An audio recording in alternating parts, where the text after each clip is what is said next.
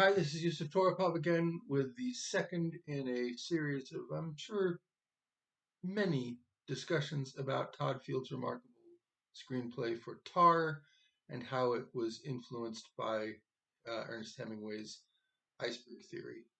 Um, I'm going to add on what we talked about last time around by contrasting two films.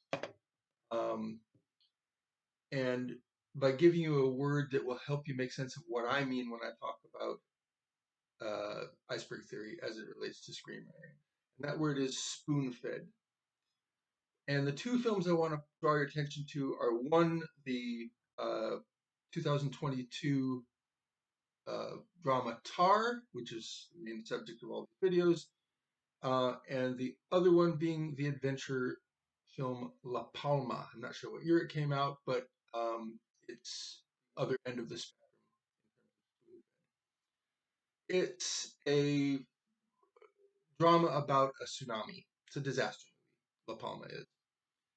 And the reason I'm contrasting it with Tar is that La Palma is a good example of a movie that is 100% spoon fed.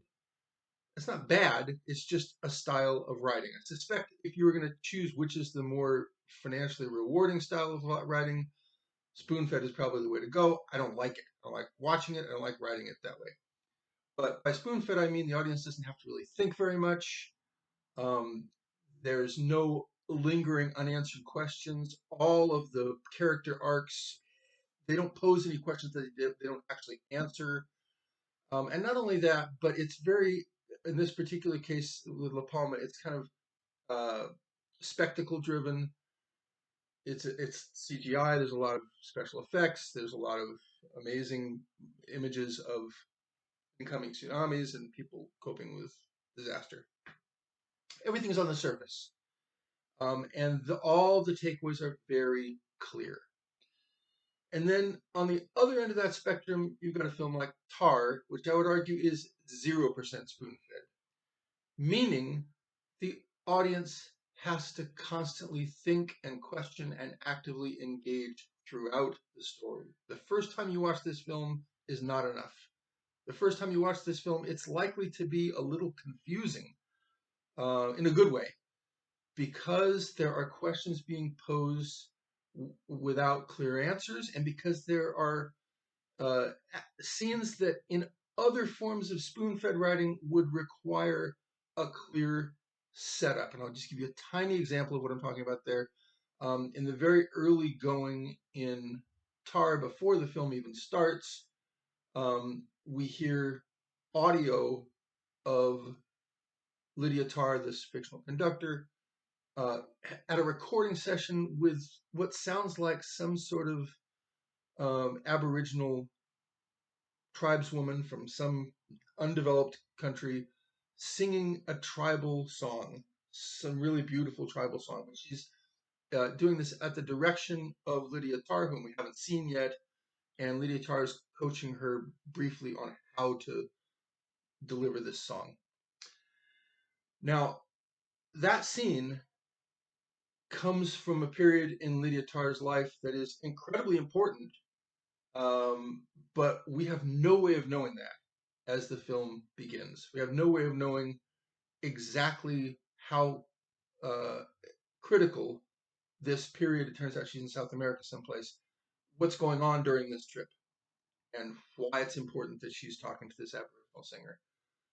It's something you've got to continue making your way through the film to figure out.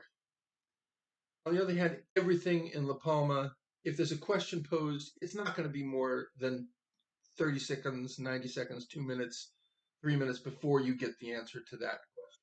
There's nothing that you have to engage your mind about. It's eventually going to be served up to you on a silver platter. What I'm arguing in these videos is that the iceberg theory aesthetic, I'm going to call it, which is embodied in Tar's screenplay, which is remarkable, um, is more satisfying from an artistic point of view and more satisfying from a cinematic point of view than the spoon-fed variety. And I'm going to argue that the reason that that 0% spoon-fed thing happens is that critical information has been omitted from the story that you have to piece together on your own, and that's a better approximation of human experience because we don't know all the answers as we go. And this particular type of movie is paralleling that, and we also don't know all the answers about a given person. We think we know people, but they're more complex than we imagine they are.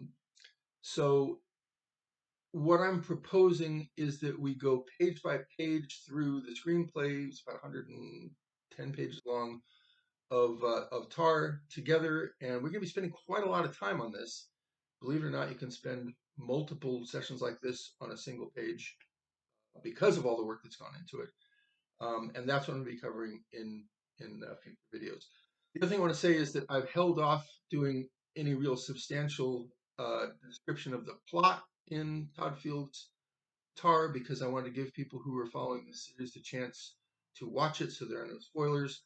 But be forewarned that from this point forward on the next video, I will be giving you spoilers about this astonishing and I think historic film, which is written and directed by Todd Field.